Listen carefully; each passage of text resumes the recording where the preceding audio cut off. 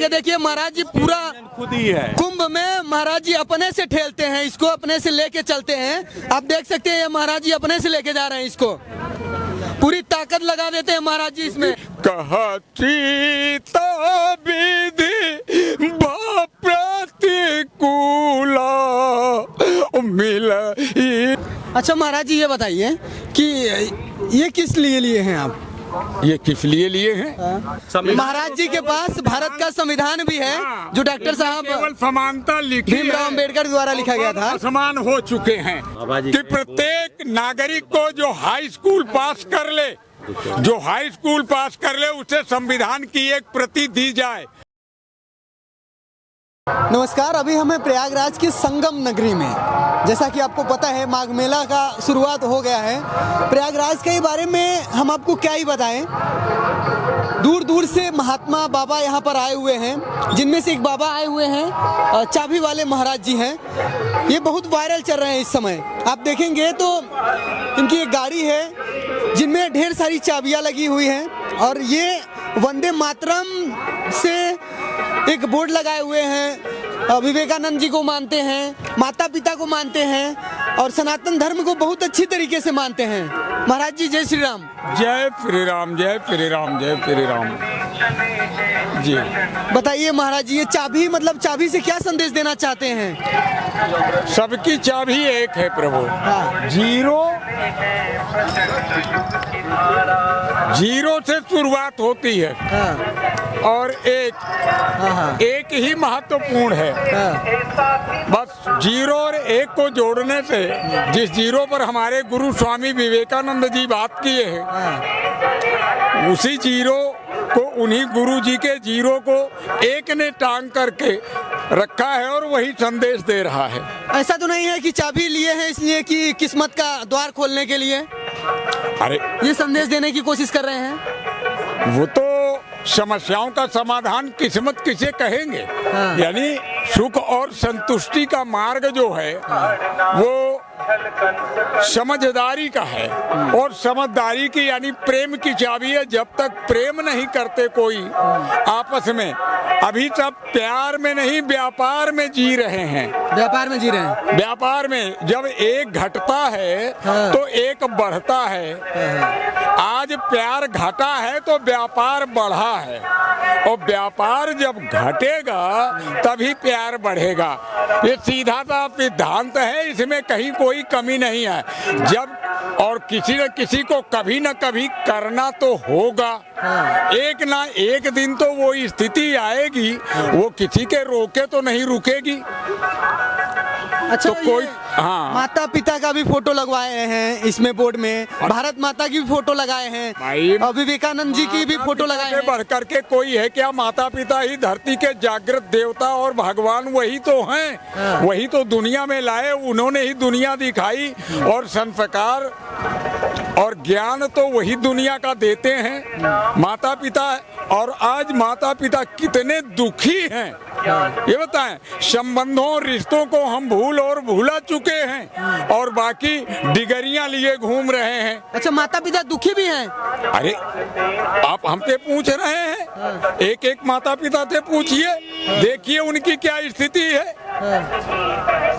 उनकी स्थिति देखिए। मतलब कहने का मतलब है कि अगर माता पिता दुखी हैं तो बाल बच्चे उनका सही से भरण पोषण नहीं करने की कोशिश कर रहे हैं।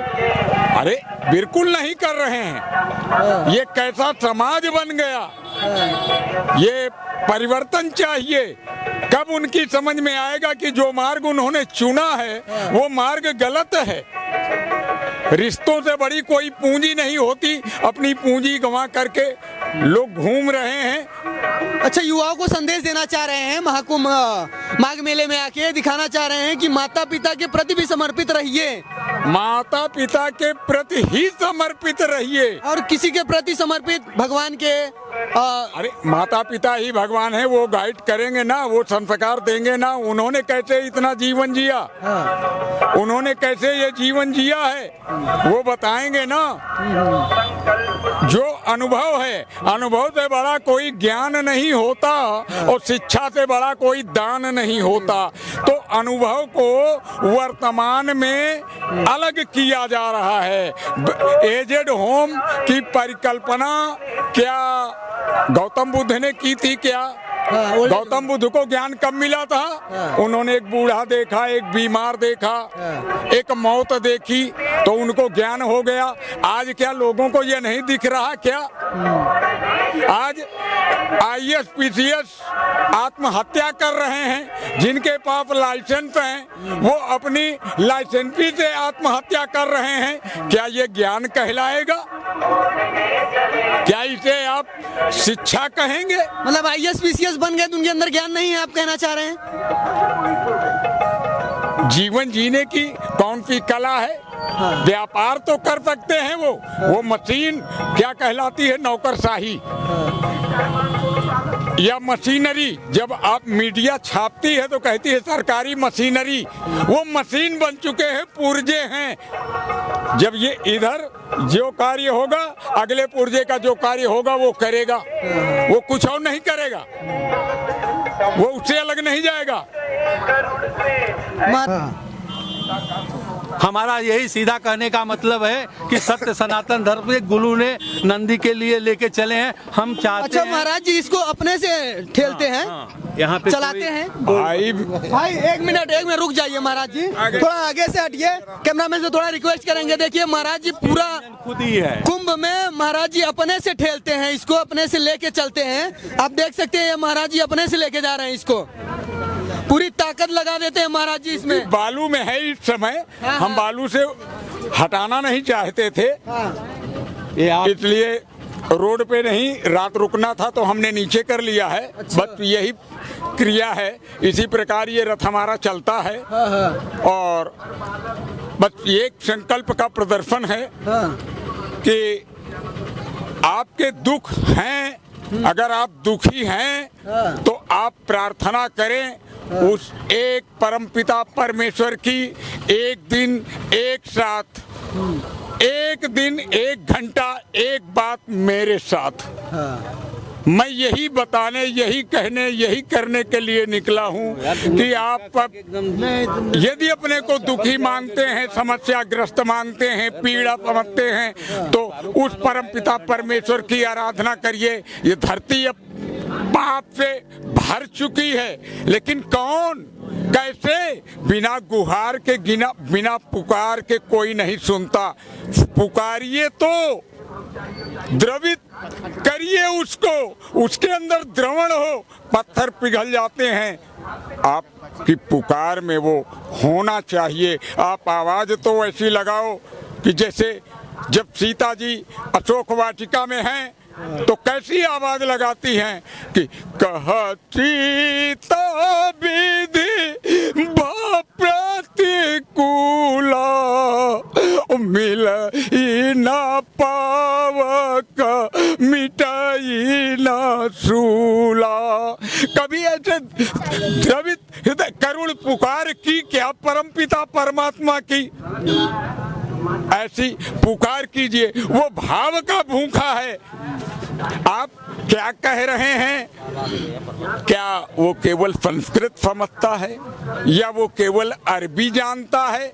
वो केवल भाव को जानता है।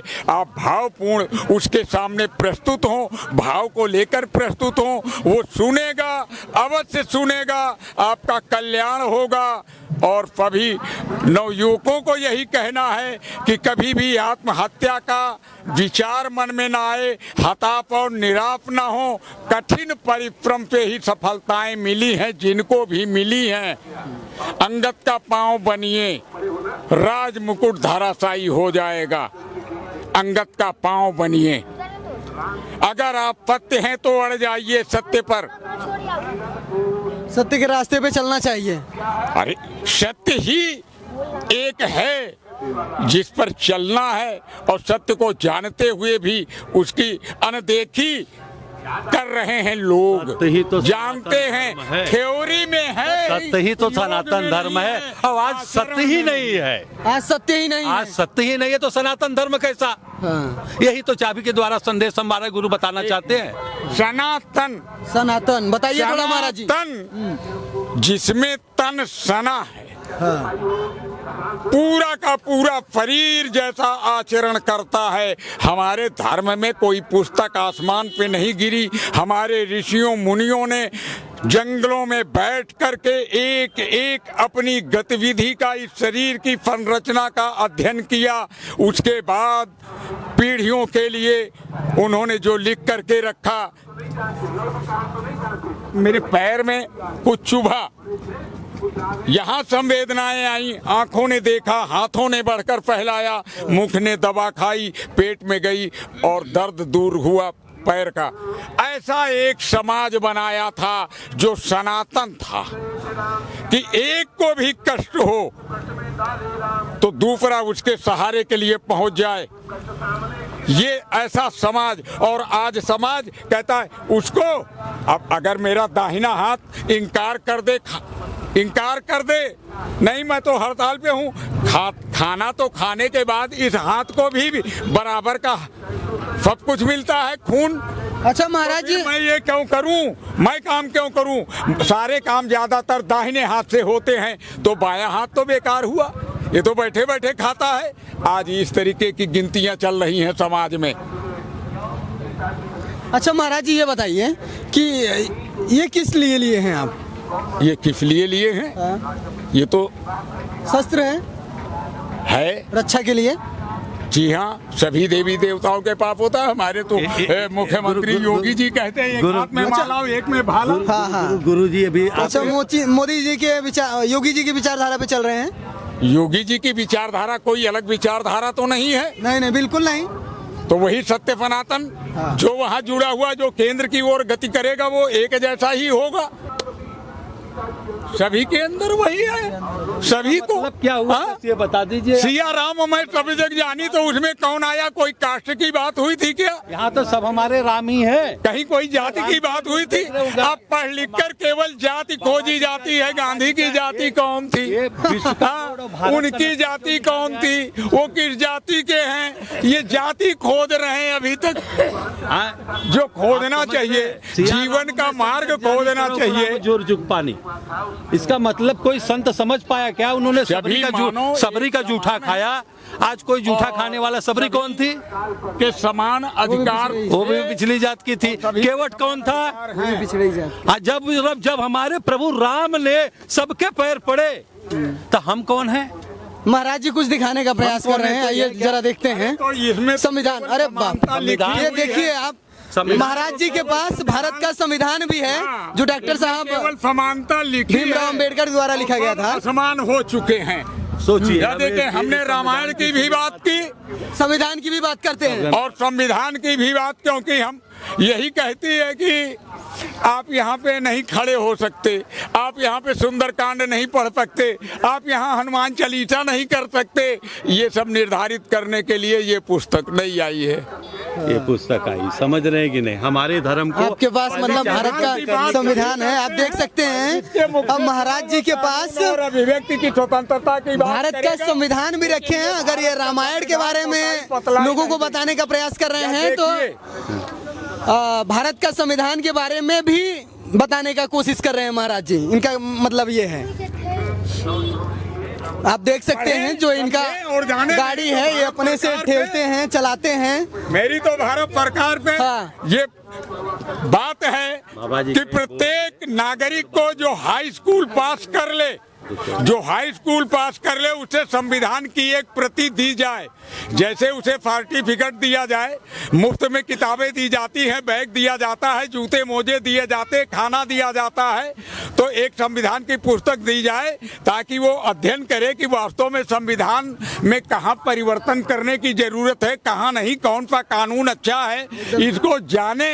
तभी तो वो चुनाव लड़ करके वहाँ जाएगा तो अच्छा था। बराबर। वो बनेगा। जब उसे पहले से पता नहीं कि कहाँ क्या लिखा है तो वो केवल चुनाव जीत करके वहाँ जा करके क्या करेगा, कौन बताता है उसको। जो और नेता तो आधे पढ़े ही नहीं रहते, तो उनके बारे में क्या कह सकते हैं? आज सभी बच्चों को जो है ना, उनको संविधान के बारे में मालूम होना चाहिए, क्योंकि संविधान के बारे में मालूम रहेगा तभी वो अपने जीवन में क्या कानून क्या कायदे हैं वो सबको जानकारी रख सकता है। बाबा जी का एक बार जयकारा लगा दो, भारत माता की जय। आप देखिए मातरम, बाबा जी का सब आप देख सकते हैं सादर प्रणाम लिखा है। प्रणाम है, मगर एक चीज और है, अगर उसको गौर देंगे तो बहुत बड़ी चीज है। आप देख सकते हैं महाराज जी में लिखा है सादर प्रणाम। और देखिए इनकी गाड़ी, इसमें श्री राम का अगर झंडा लगा है तो वहाँ पे तिरंगा झंडा भी लगाया गया है। कैमरामैन से थोड़ा सा रिक्वेस्ट करेंगे कि दिखाइए, तिरंगा झंडा भी लगाया है। और महाराज जी को देखने और सुनने के लिए काफी लोग रुक जाते हैं। इनका नाम चाबी वाले महाराज जी के नाम से भी ज्यादातर उजागिर है। इन महाराज जी के बारे में आप क्या समझते हैं, कमेंट सेक्शन में लिख के जरूर जाइएगा। और अगर चैनल पर आए हैं तो चैनल को सब्सक्राइब करके जाइएगा, क्योंकि माघ मेला और कुंभ की वीडियो यहाँ पर ऐसी ही आती रहेंगी। बाकी वीडियो पूरा देखने के लिए बहुत बहुत आभार।